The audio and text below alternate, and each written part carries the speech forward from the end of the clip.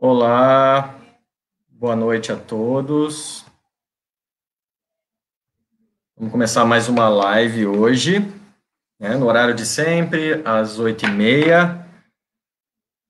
Para quem não me conhece, meu nome é Marcelo, eu sou embriologista do Cefep, eu sou responsável pelos laboratórios, e é nos laboratórios que a gente faz os embriõezinhos, que a gente cultiva os futuros bebês, os tão sonhados bebezinhos, Então, hoje é uma live especial, em que a gente vai dar um enfoque no laboratório mesmo. Em breve, nós teremos conosco aqui a Karina, que é bióloga também, e ela vai participar conosco para tirar algumas dúvidas, para falar um pouquinho sobre a parte laboratorial. Eu quero agradecer a presença de todos, Tem algumas pessoas aqui, Gisela, vamos ver, vou ler algumas aqui, a Jubaiense, a Soraya, Tati Carvalho, Luana Poloni, Tiele Araújo, quem mais? Patrícia, Gisela. Oi, Gisela, tudo bom? Importante a participação de vocês hoje, senão a live ela fica um pouco técnica demais, Então, vamos aproveitar para fazer perguntas da parte laboratorial. Agora eu vou aceitar aqui a Karina, que vai entrar conosco. Vamos lá. Aí. Boa noite, Karina, tudo bom? Está conseguindo ouvir? Gente direitinho.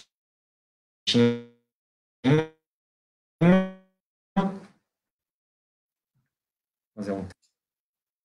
Boa noite, tia. Rebeca. Rose. Tá me ouvindo? Tô ouvindo, Karina. Ótimo. Tá ótimo? Então tá bom. Maravilha. Então eu vou apresentar para vocês a Karina. Tá dando um pouco de eco. Carol, Carol é nosso suporte, responsável pela comunicação. Carol. Vê se você consegue corrigir, Carol, esse eco, por favor. Então, a Karina Rilo, ela é graduada em Ciências Biológicas, pós-graduada em Biologia da Reprodução pela Unifesp, tem experiência de 14 anos na área de reprodução humana, 6 anos em laboratório de FIV, bióloga especialista de produtos na empresa Handle, comércio de equipamentos médicos há 7 anos. A gente se conhece já há um bom tempo, Karina? A gente se vê normalmente nos congressos, onde a gente se encontra. Então, tem uma história muito longa aí, a gente consegue tirar bastante dúvida com você, da parte de materiais, meios de cultivo, e é um pouquinho do que a gente vai falar hoje, por isso que a Karina está aqui, ela vai explicar um pouco da importância, do porquê que a gente precisa olhar com carinho para os materiais do laboratório, tudo que a gente utiliza dentro de um laboratório de fertilização in vitro, O áudio está um pouco pipocando, não sei qual... Karina, eu acho que talvez você tenha que tirar o som do seu computador. Você consegue tirar o som do seu computador, deixar ele mudo, se possível? Eu acho que vai melhorar um pouco. Vamos ver se a gente consegue. Enquanto isso, vou agradecer aqui a presença da Daya. A Daya, embriologista responsável do laboratório também, que faz grande parte de todas as fertilizações in vitro. Ela está aqui conosco. Josiane, Karim, quem mais? Marlon, Mariana, Vanessa, obrigado, pessoal, pela presença de vocês, tá? Karina, você está conseguindo falar? Vamos ver, vamos fazer um teste. Estou. Tá me ouvindo? Está tocando um pouquinho o áudio ainda. Não sei se todos estão ouvindo com esse chiadinho que eu estou, espero que não. Então, vamos lá. Eu estou ouvindo vocês, você é um pouco tremida a voz. Tá bom, cara. Então tá, Karina, você quer falar um pouquinho então, a introdução, se apresentar para o pessoal? Você já me apresentou, né? Me apresentou muito bem, eu sou bióloga, eu tenho experiência em laboratório, né, como embriologista. Atualmente eu estou na Rendo há 7 anos, né? Na verdade, eu estou como especialista de produtos, com enfoque especial em meios de cultivo e incubadora. E vou falar um pouquinho da Randon, né? A Randon é uma empresa de âmbito nacional, né? A Randon tem 35 anos de existência. Nós somos distribuidores exclusivos da marca Cook Medical no Brasil, nos segmentos de urologia e fertilidade. E a fertilidade também ficou como segmento de ginecologia e medicina fetal, né?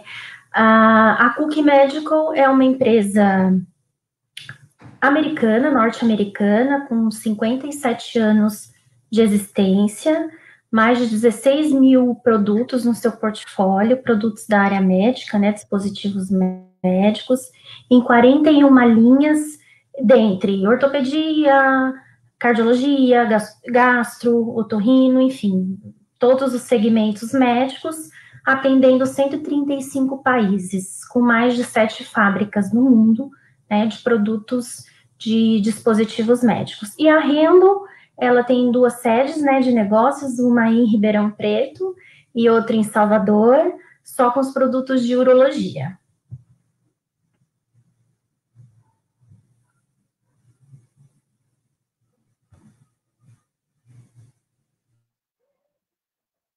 Tá me ouvindo bem?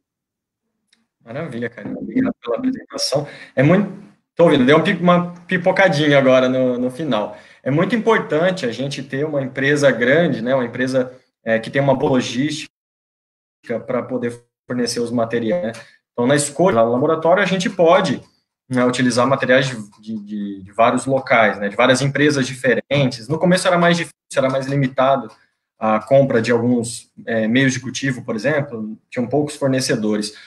Hoje em dia a gente tem a possibilidade de comprar de vários fornecedores e é por isso que a gente trouxe aqui, né, a Karina para falar em nome da Randall, que é uma empresa bem consolidada, com muitos anos aí em reprodução humana e vai poder trazer para a gente um pouquinho das informações. Antes da gente entrar na parte laboratorial mesmo, quero dar aqui uma boa noite para a Tatiane, para a Tati, para a Isabela, Karina, e tem muitas pessoas aqui. Tem perguntas que são médicas, tá? Eu não vou entrar na parte médica, mas eu posso responder algumas questões aqui que são colocadas, tá? Então, a Juba Baiense, ela perguntou, a idade influencia na chance de ter gêmeos?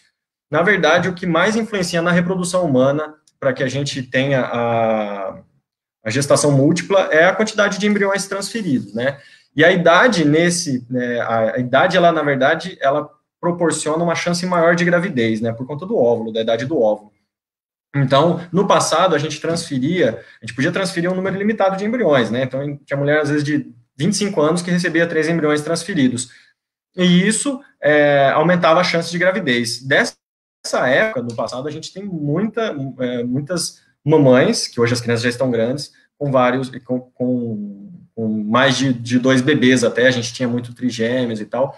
Quem conhece a clínica já deve ter visto no nosso corredor principal que tem muitas fotos de bebezinhos lá, e grande parte das fotos dessa época a gente tem fotos com trigêmeos. Hoje é muito difícil de ter, porque, se não me engano, foi em 2012, saiu uma legislação específica em que a gente ficou limitado no Brasil a transferir 2 embriões até 35 anos da idade materna, e de 35 a 39 a gente pode transferir 3, e acima de 39 a gente pode transferir mais. Então, a idade ela pode influenciar na fertilização in vitro, porque se a gente transferir mais embriões, a gente tem uma chance maior de engravidar, sim. E a Tati Carvalho, ela só fez um comentário que é o sonho dela fazer uma fertilização in vitro. É o sonho de muitas pessoas, né? E o material, tudo que a gente utiliza no laboratório, ele influencia, infelizmente, no custo, né? Porque são materiais importados, em grande parte, né? Eu não sei, Karina, todos os materiais, 100% são importados, né? O que são fornecidos pela Cook. É isso? Pela Randall. 100% importados. Então é por isso que grande parte dos materiais, por isso que o custo acaba sendo muito elevado, né? Os equipamentos também são muito caros, tem materiais nacionais, sim, né? Exato. Mas é mais recente, né? Tradicionalmente, os materiais, eles são realmente importados. Então, eu vou começar aqui as perguntas mesmo, né, Karina? Queria que você me falasse um pouquinho, falando sobre essa questão da importância dos materiais, como que a gente garante as ferramentas, né? Quais são os relatórios, o que a gente tem de informações, né, da fábrica, das empresas que trabalham com os materiais, qual que é a garantia que a gente tem que esse material ele veio, né, pronto para ser utilizado no laboratório de fertilização. Falando de materiais que já existem, né, que são comprados normalmente. Então, a gente fala muito dos materiais embriotestados. Então, eu queria que você pudesse falar um pouquinho para a gente o que são esses materiais embriotestados, quais são os testes que são aplicados nesses materiais. Tá, ok. São vários testes, né? Os produtos de reprodução humana, eles não bastam ser só estéreis, né? Eles passam, logicamente, primeiramente por processos de esterilização, depende do produto que a gente está falando para saber que tipo de esterilização eles vão ser submetidos, né? Por exemplo, os plásticos, eles não podem ser submetidos a fontes de calor para esterilização, então geralmente óxido de etileno, assim como os meios de cultivo. Todos os produtos, eles têm certificado de análise, que são emitidos pela fábrica. A clínica pode, desde final de 2019, já acessar esses certificados no nosso site. Então, vai lá em atendimento, coloca a referência do produto. Todos esses materiais, então, que a gente está falando, passam por os processos de esterilização, que é a remoção, né, de micro-organismos, fungos, bactérias, vírus, e é importante também, depois da esterilização, que esses materiais passem por testes, para verificar se realmente eles estão esterilizados, né? Um teste muito importante que é feito é o teste de endotoxina, que são das toxinas da parede de algumas bactérias, que elas produzem essas toxinas. Então, se esse teste diagnosticar que ainda tem essas toxinas, esse produto não foi bem esterilizado. E um dos testes muito usados de endotoxina é o LAL, né, que a gente conhece bastante dos nossos materiais. Só que para a gente não é o suficiente, né?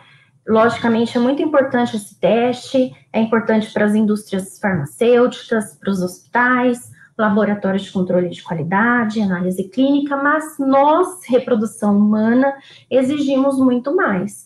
A gente exige que esses produtos sejam testados em embriões.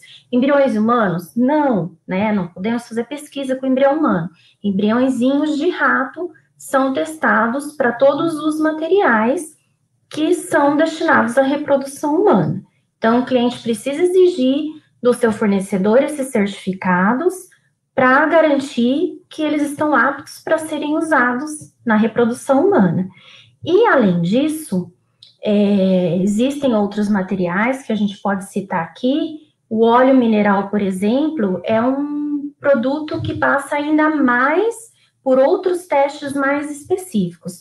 Então, basicamente, esses que a gente falou, né, o de esterilização, o de endotoxina, todos os produtos, depois de prontos, primeiramente, eles passam por uma comissão que avalia se foi feito esse produto dentro das boas práticas, né, que a CUC estabeleceu para cada produto. Aí sim eles vão ser esterilizados, aí eles passam por testes, se realmente eles foram esterilizados com o teste da endotoxina, ainda passam por teste de pirogenicidade, que é certificar se realmente que não há nenhum resquício de fungos, bactérias e vírus, mesmo depois de todo o processo de esterilização. E também eles passam por processo de toxicidade, se esse produto vai ser tóxico ou não, né, para os embriões, e também um teste residual do agente esterilizador. por exemplo, no meio de cultura e nos descartáveis, o óxido de etileno. Eles fazem um teste para saber se não ficou nenhum resquício desse óxido de etileno no produto. E como eu falei, para óleo de cultura ainda tem mais alguns testes mais refinados ainda.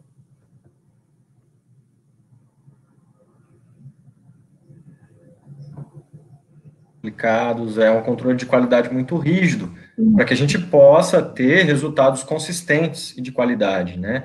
Então, é importante que a clínica e os responsáveis pela escolha dos materiais, que a gente tenha consciência disso, né? Que tenha responsabilidade, né, sobre a utilização de materiais assim. No passado não era assim, né? Até mesmo quando eu entrei em 2005, não, a gente, grande parte dos materiais até nem tinha esses certificados, né? Muitos materiais utilizados. Imagina quando começou a fertilização in vitro, não se falava nada disso. Então, a gente tem uma responsabilidade, né, muito maior aí por esse controle, e o laboratório, ele reúne essas informações quando esses materiais chegam. Então, esses certificados, eles são requeridos, né, antes da utilização dos materiais, que é o que nos permite ter certeza de que a gente vai poder cultivar os embriõezinhos naquele local e que aquele local é o melhor, né, que a gente pode ter. Queria colocar aqui que, na verdade, a gente não está falando entre ter ou não o embrião. Grande parte das vezes, na verdade, é ter um embrião que tenha potencial de engravidar. Né? Quando eu falei, em 2005, quando eu entrei, não é que a gente produção de embriões, muitos dos indicadores nossos eram semelhantes aos atuais, como a taxa de fertilização, clivagem, só que a taxa de gravidez ou bebê nascido era menor, porque a gente poderia ter algumas situações ali que prejudicavam o cultivo. Eu vou falar de uma coisa que mudou muito, que é a produção de blastocistos, né? Então, no passado, não tinha condições de cultivar com uma qualidade que a gente tem hoje, os blastocistos, né? Tanto pelo fato de não ter incubadoras, tantas incubadoras à disposição, a gente vai falar um pouquinho, se der tempo, né? De gás, a Randall também tem à disposição, né? Que também comercializa. Mas os materiais também, os meios, na verdade, naquela época, eles não tinham esse preparo para se levar para blastocistos, muitos deles, né? E isso foi evoluindo ao longo do tempo, e hoje a gente pode ter essa possibilidade e que permite com que a gente aumente as taxas e resultados de vocês, né? Que estão esperando o bebezinho aqui. Vou falar um pouquinho também da rastreabilidade, isso é importante a gente falar, né? Porque quando a gente fala de controle de qualidade, a gente tem que ficar de olho não só na informação que veio inicialmente, que é o que a gente falou, do certificado e tudo mais, mas a gente tem que saber que se alguma coisa der errado, se a gente perceber que tem algum indicador futuro que não corresponda ao que a gente está esperando, a gente tentar saber exatamente qual foi o material, o que aconteceu, se foi um operador, se foi alguém que não estava capacitado, ou que precisa passar por uma reciclagem, né, ou se é algum material que veio errado. Então, se tiver algum problema, né, então, é uma coisa péssima no laboratório, que a gente fala que é fungo, né, graças a Deus, a gente não tem isso há muito tempo, mas pode acontecer, a gente tem que saber o que ocasionou esse erro no cultivo, né, por que tem fungo naquela placa, por que aconteceu isso, se foi a manipulação errada do material, ou se esse material veio com algum problema lá atrás, né? Então, é importante a rastreabilidade, e isso a gente acaba tendo pela documentação adequada de todo o material que a gente utiliza no laboratório. Aí é uma responsabilidade compartilhada, né? Vem da fábrica, passa pelo fornecedor, né? No caso, a Randall, e a gente no laboratório faz a documentação de tudo que a gente usa. Então, eu sei exatamente, para quem passou pelo tratamento já, se você quiser saber tudo que foi usado, não tem por que você saber, mas se a gente precisasse saber tudo que foi usado no seu procedimento, para o seu bebezinho, eu sei dizer com certeza, foi usado esse meio de cultivo, aquele outro, daquele lote, que foi aberto em tal data, que terminou em tal data. Então, isso é muito importante, esse cuidado com o laboratório, que é coisa que vocês, eu imagino que não tenham essa noção, né, do que acontece nesse universo dentro do laboratório, dentro daquela porta que ninguém entra, né, só o embriologista.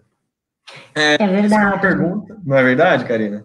Exatamente. Para falar sobre rastreabilidade, gostaria de falar alguma coisa? Eu tenho até bastante coisa para comentar. Então tá bom, fique à vontade. Mas se você quiser comentar da pergunta, vontade. Tá bom. Fica à vontade.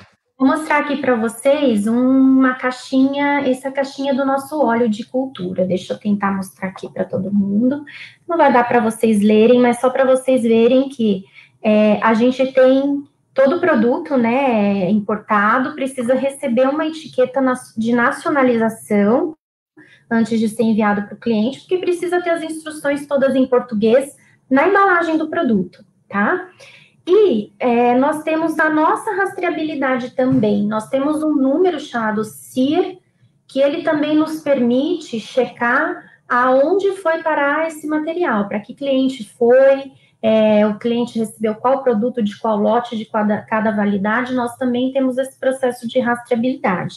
E essas etiquetas também facilitam para vocês, porque vocês não precisam ficar escrevendo, né, no prontuário da paciente, cada produto utilizado. É só destacar que você já pode colar na ficha da paciente, você já vai saber o lote do óleo que você usou, o lote do catéter, porque todos os produtos vêm com a etiqueta de nacionalização e as etiquetinhas colantes também que ajudam bastante, né? E é importante falar, principalmente falando de meio de cultura, né? Porque é um produto vivo, né? Que a gente fala, é um produto que tem uma validade mais curta, é um produto muito importante dentro do laboratório, porque ele é o alimento, né? Para o embriãozinho dentro do útero, que é a incubadora, né? Então, ele precisa de um cuidado muito especial, né? Então, ele vem desde a fábrica, em caixas de isopores, com data logger. Quando ele chega na empresa, o nosso controle de qualidade, nossa responsabilidade técnica, descarrega esses dados do data logger, eles conseguem saber as temperaturas, se houve variação, desde o momento da montagem da caixa desses meios. Chegando na empresa, esses meios vão para geladeiras científicas, essas geladeiras são controladas, elas possuem gerador caso falte energia, elas têm uma chave, uma trava, só uma pessoa, um responsável que pode abrir essa geladeira, tem também discadora para avisar qualquer telefone que esteja cadastrado de qualquer problema que possa haver, né? Nós temos também as caixas, né, certificadas. Nós trabalhamos com 4 tamanhos de caixa de meio de cultura, que são os isopores, com a caixa de 5 litros, com a caixa de 8 litros, 12 e 44. Depende da distância que essa caixa vai percorrer, para qual cidade esses meios vão, né? Porque se eu tenho, por exemplo, Manaus, que demora 72 horas para entregar o meio de cultura, eu preciso mandar na caixa de 44 litros, uma caixa imensa, mesmo que seja um frasquinho pequeno de meio de cultivo. Não adianta você querer colocar, deixa eu colocar uma caixa de 5, a caixa de 5 suporta de 10 a 15 horas.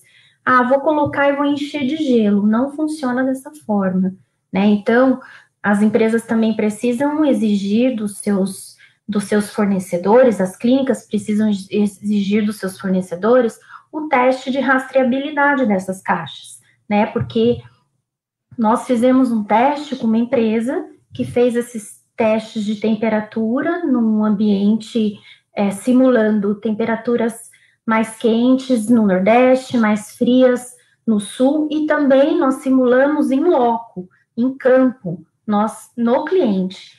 Eram montadas caixas com frasquinhos de água, não era meio de cultura, mas a gente mandou para vários clientes que só recebiam e nos mandavam de volta com data logger dentro, para a gente fazer os testes, para saber quanto tempo duraria cada caixa, a quantidade de gelo, porque isso também é bastante importante. Esse gelo, ele tem que estar preparado já, ele já tem que estar maturado, ele já tem que estar com uma temperatura adequada. Não adianta pegar um gelo que acabei de colocar no freezer e montar uma caixa que ela não vai suportar, né? Não vai aguentar o tempo que precisa, manter o meio entre 2 e 8 graus. Então, esse processo é bastante importante. E um operador logístico também. A gente precisa trabalhar com um operador logístico que tenha autorização da Anvisa, né, para transportar produtos sensíveis como meio de cultura. Então, a gente também precisa tomar cuidado com isso também. Que tipo de transportadora está entregando meio de cultura na sua clínica? É isso aí. Muito bom, obrigado mais uma vez.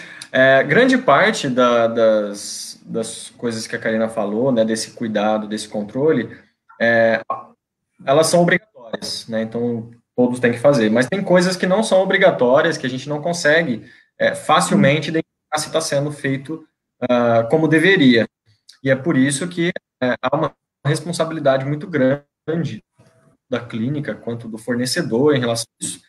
E a gente tem, aí eu vou falar um pouquinho do que a gente passou, né, nos últimos 2 anos, porque já faz tempo que a gente tem o nosso selo, né, o selo Quimento, de controle de qualidade, que é um selo de uma certificadora internacional. Nós somos a única clínica que tem esse selo, e a gente passou por todo um processo minucioso de mapeamento de tudo isso e muito mais, né, que a Karina falou, né, e que normalmente não é ser feito, né? Então você pode comprar o material ali, você pode utilizar, então tem algumas regrinhas que você tem que seguir, mas o cuidado pleno, né, o cuidado máximo aí com tudo isso e muito mais, é um controle de qualidade muito bem estabelecido que exige, né?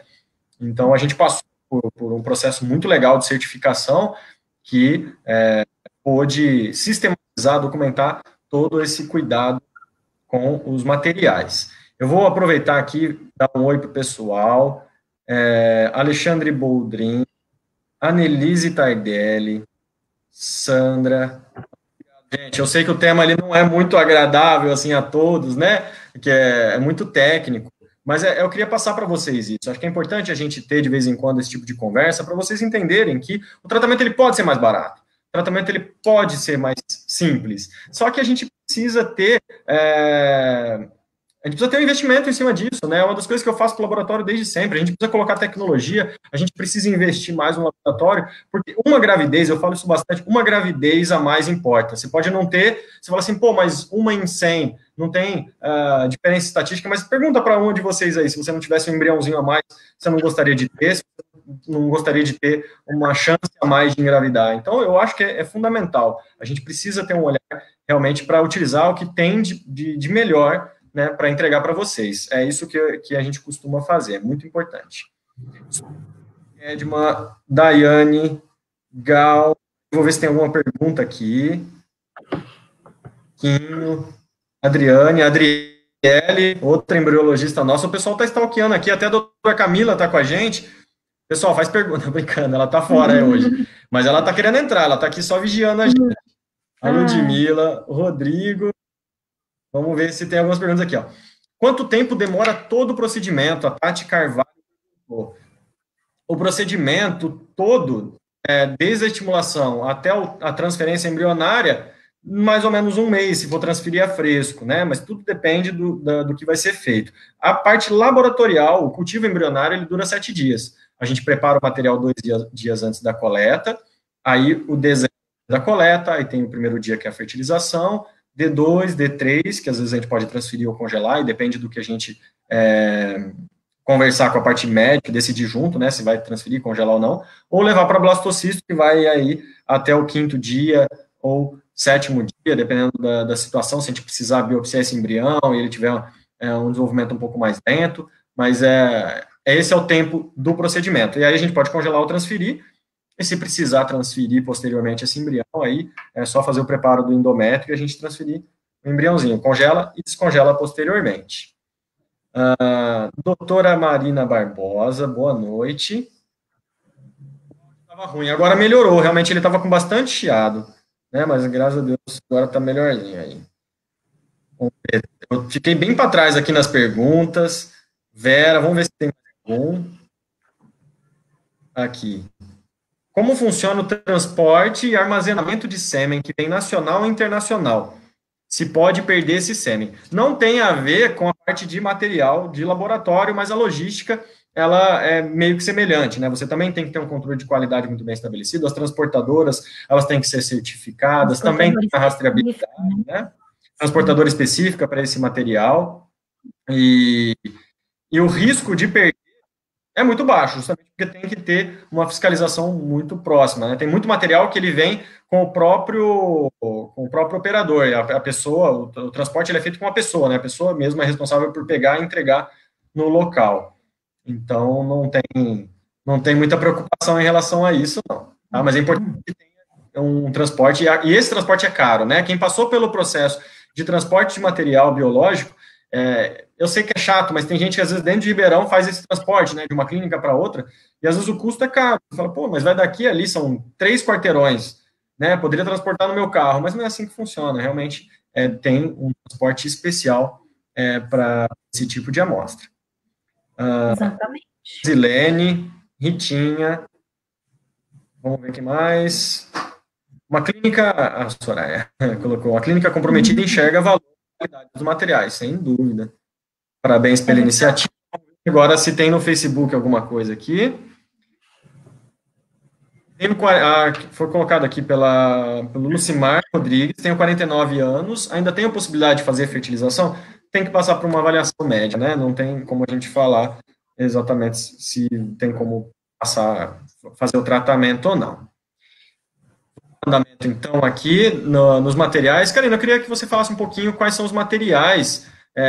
Não precisa detalhar tanto assim, mas só passar para o pessoal por cima, assim, quais são as possibilidades de materiais que vocês têm, né, entre descartáveis e equipamentos. Você consegue falar um pouquinho para a gente, por favor? Claro. Bom, nós trabalhamos com todos os materiais, né, desde a agulha de aspiração, né, para fazer a aspiração dos óvulos, os meios de cultura específicos para essa fase, nós temos os catéteres de transferência embrionária, bem como os catéteres também de inseminação, as micropipetas, né, de manipulação, as micropipetas de injeção do espermatozoide no óvulo, a micropipeta de Holding que segura o óvulo, nós temos as micropipetas de biópsia também, os meios de cultura, o óleo também. De equipamentos, nós temos a bomba de aspiração, que auxilia na aspiração dos óvulos. Algumas clínicas usam seringa para fazer essa aspiração. A bomba de aspiração permite um procedimento mais rápido, né? E nós temos também a incubadorinha de embriões, a MINC, que é uma incubadora bastante eficiente, compacta. Ela é uma incubadora trigás, né, que produz muitos bons blastocistos. Ela é muito simples de utilizar, pequena, né, então cabe em qualquer lugar do laboratório. Ela tem monitoramento, né, 24 horas, você consegue monitorar se houve alteração de temperatura, alteração de CO2, você consegue ter acesso a todas essas informações. É o útero do embriãozinho, né? Eu acho importante a paciente saber dessas questões, né? Você estava falando que é bastante técnico, mas é o que você falou, né? Os procedimentos, eles não são baratos, porque os materiais, eles precisam ser também de qualidade, né? E eu acho importante elas saberem, né, que os embriõezinhos delas estão sendo muito bem cuidados, né, com produtos de qualidade, com boas incubadoras. É verdade, Karina, é verdade. Como eu falei, a gente consegue cultivar embriões em outros materiais, né? No passado a gente cultivava, a incubadora, ela não era específica, como a trigação. Exatamente. Exatamente. Então, dá para fazer embrião, né? Eu já ouvi falar que tem gente que cultivava embrião. Cultura, né? Eu não vou. Faculdade, né? Para pesquisa eu fiz meio de cultivo. Não vou revelar, né? Então, a idade, mas os meios de cultivo de congelamento lento, né? Eram feitos no laboratório. Eu fiz meio de vitrificação também, então a gente fazia os meios. Exatamente, né? Exatamente. Mas e o controle de qualidade, né? Exatamente. Qual era a consistência que a gente tinha? Qual era a perda que a gente tinha? Isso realmente. As tecnologias estão aí para melhorar os resultados, né? Exatamente. Eu já fiquei sabendo de gente que cultivava não embrião humano, mas em até água de coco, né?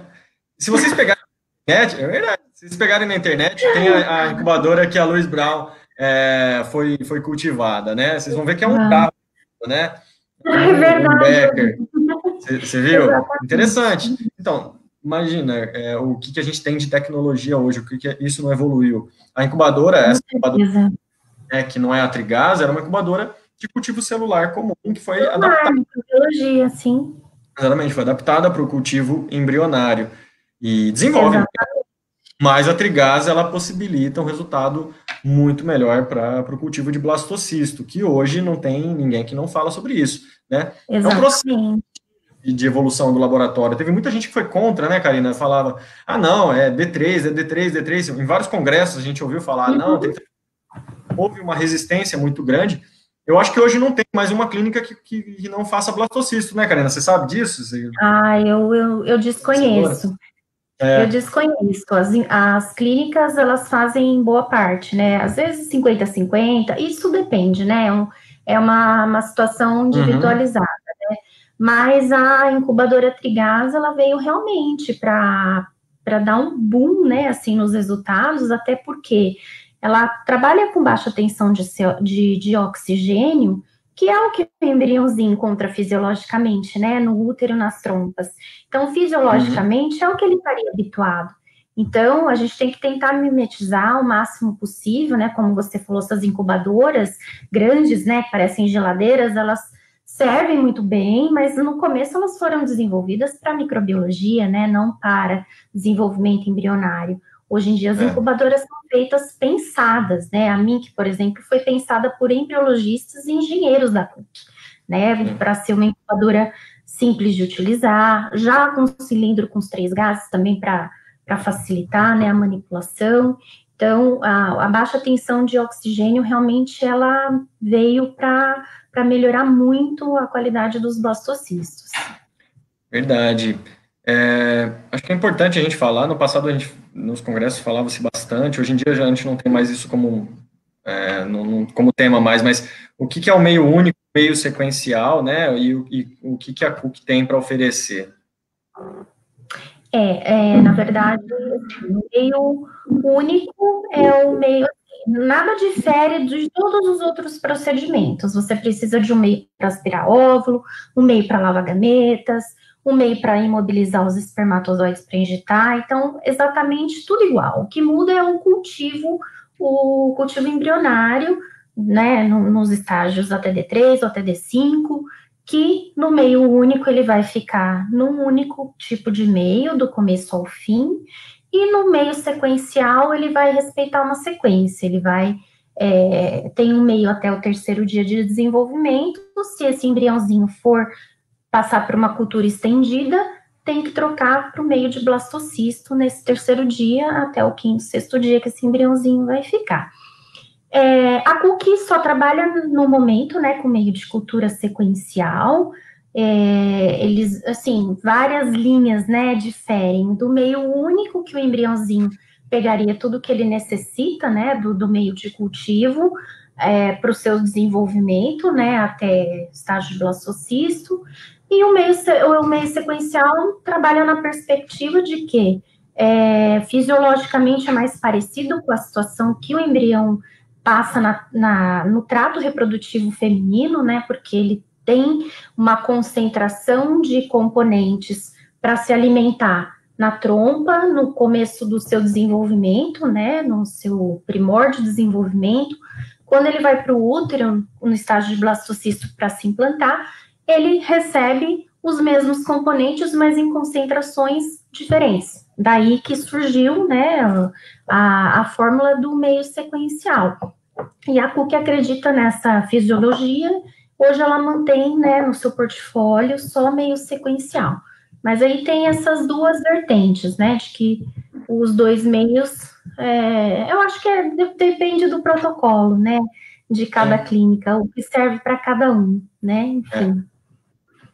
Isso é bem interessante. Eu ouvi um embriologista de uma grande clínica de São Paulo, ele coordena vários laboratórios, e ele falou uma vez, ele observa muito que ele observa a diferença até de laboratório para laboratório. Então, uma coisa, ele queria padronizar tudo para todo mundo. Ele falou, não, todo mundo vai usar esse tipo de protocolo, vai usar esse tipo de meio, de material, e ele observava inconsistência mesmo assim, e ele percebia que o desenvolvimento era diferente, né, o resultado dos laboratórios, ele dependia também do conhecimento de cada embriologista e daquela estrutura própria, né, então o laboratório, ele tem uma forma de agir própria, né, e a gente acaba encontrando resultados muito bons dentro do que a gente aplica, que às vezes eles não conseguem ser replicados em outros laboratórios, por incrível que pareça. Então,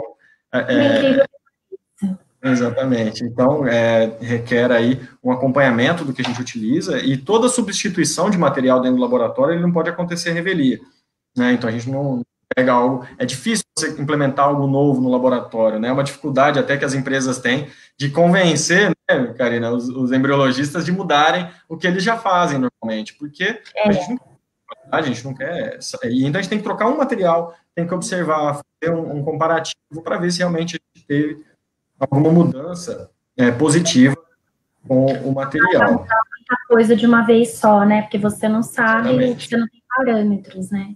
Exatamente. E a importância do óleo, Karina? Você tem alguma coisa para falar? Por que a gente utiliza óleo? E se tem algum diferencial aí no material de vocês? Nossa, tem muita coisa para falar do óleo.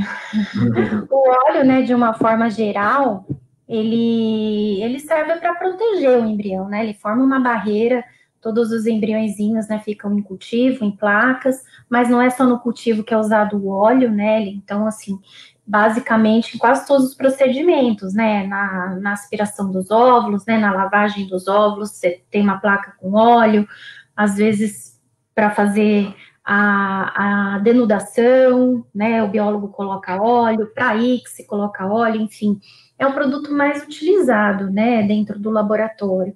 Serve como barreira para impedir evaporação do meio de cultura, variação de pH, é uma proteção mesmo para o embrião. Então, ele tem que ser de excelentíssima qualidade, porque se um óleo ruim, além de não proteger os embriões, ele ainda prejudica, né? Retirando dos embriões os nutrientes que ele está recebendo ali do meio de cultura, né? Então, a CUC é bastante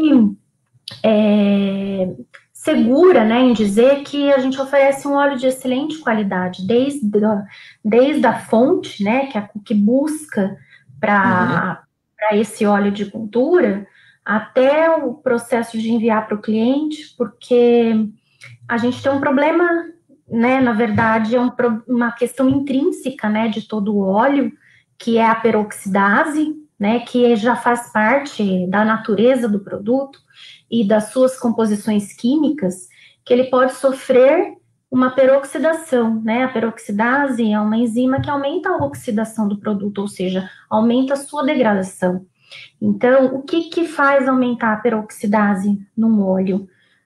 Ele não ser mantido em geladeira, ele não ser mantido longe da luz, tem um valor aceitável, né, de peroxidase, porque tem estudos que falam que entre 0,5 e 1 miliequivalente, né, por quilo de peroxidase, é o suficiente para matar os embriões, né, para prejudicar o desenvolvimento, desde fertilização até o estágio de D2, D3, e o embriãozinho às vezes não consegue nem chegar ao estágio de blastocisto, por conta dessa qualidade ruim desse óleo.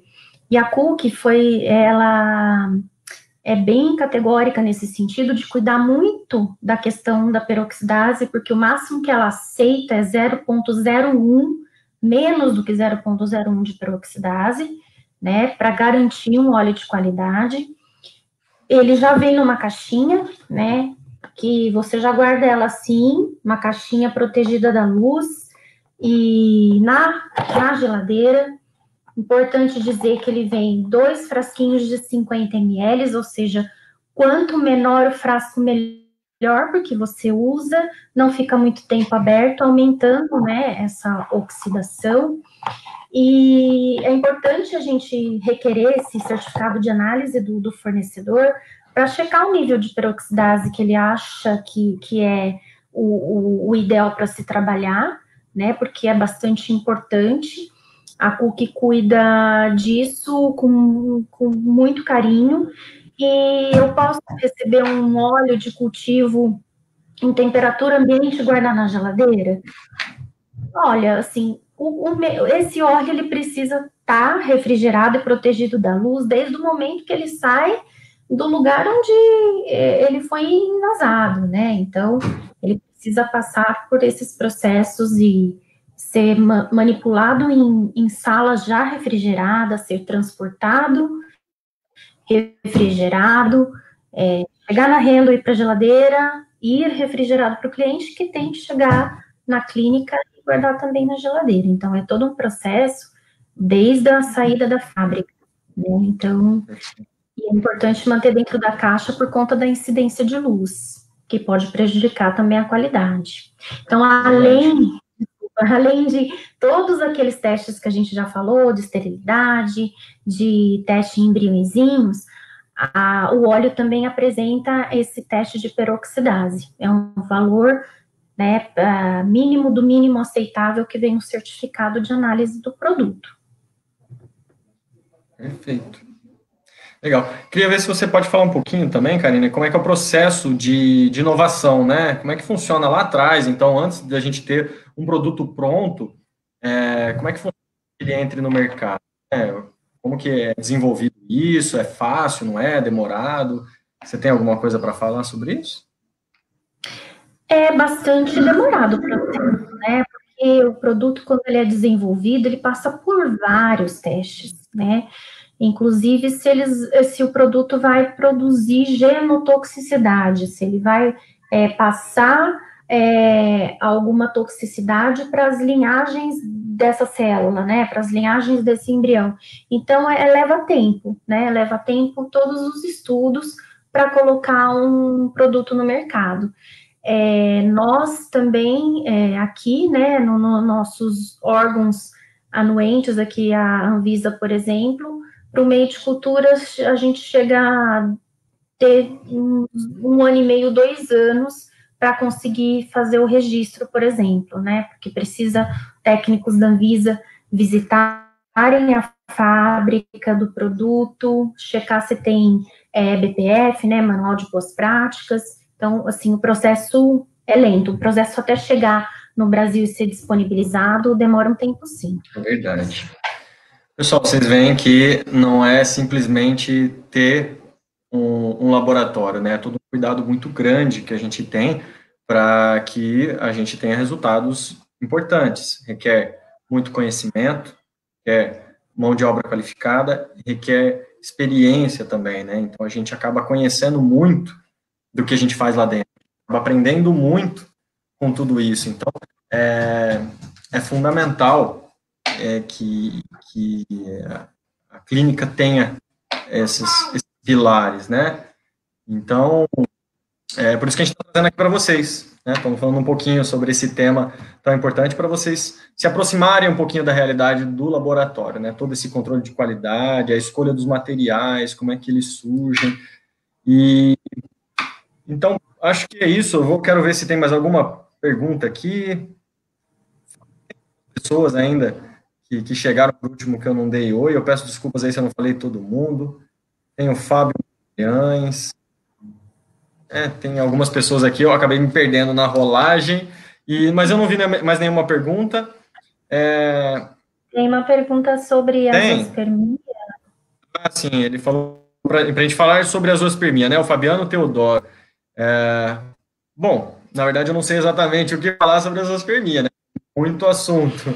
A zoospermia, muitas vezes, pode ser revertida, né, por procedimentos de obtenção de espermatozoide direto do epidídimo ou testículo.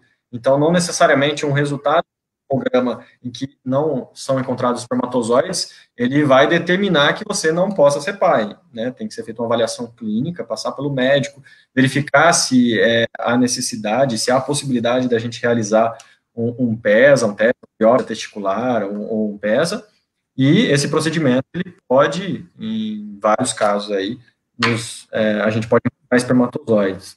E aí, com esse espermatozoide, a gente pode fazer a fertilização e o embriãozinho e tal. Então, existe esperança, né, em vários casos. É importante passar pelo médico para ele verificar a situação, qual que é a causa possível dessa zoospermia, para que seja indicado o tratamento adequado.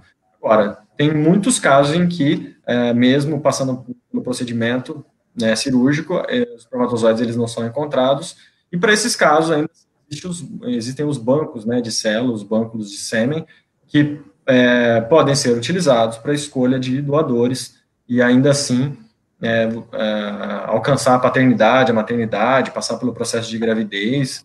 Então, minha orientação é que realmente passe inicialmente aí pelo médico, para que verifique qual que é a condição da zoospermia. Karina, gostaria de falar alguma coisa, complementar algo da nossa conversa de hoje? Eu acho que a gente já falou tudo, né, Marcelo, em relação à qualidade dos produtos, que é muito importante, porque influencia, né, diretamente na qualidade dos procedimentos. Checar sempre, né, os certificados, os registros dos fornecedores, porque isso é muito importante. A gente sabe que, assim, para renda, vocês é o nosso consumidor final, mas a gente sabe que tem lá na ponta, né, um casal, um paciente, uma paciente fazendo tratamento, às vezes despendendo, né, de condições financeiras que às vezes não tem, né, de onde tirar, às vezes faz um financiamento, vende sua casa, vende seu carro. Então a gente sabe da importância e a responsabilidade que a gente tem também no cuidado dos nossos produtos para chegar até vocês da melhor forma possível, com a melhor segurança, com a melhor confiança, para ajudar, né, esses casais a realizarem o seu grande sonho, né, de maternidade, paternidade. Nós estamos juntos com vocês. Maravilha. Karina, eu quero te agradecer imensamente aí a disponibilidade de participar numa terça-feira, nesse horário, né, mas de trazer para a gente aí conhecimento. Então, agradeço bastante. Agradeço muito a Handle, né, que é uma parceira muito importante para nós há muito tempo, né, por poder nos ajudar. Então, queria agradecer aí a Soraya, que está aqui também. Então, muito obrigado. E a presença de todos vocês que estão nos assistindo aqui. Convido vocês a nos seguirem nas mídias sociais. A gente tem um canal do YouTube. Então, aproveitem aí o conteúdo disponibilizado. A gente tem lives toda semana.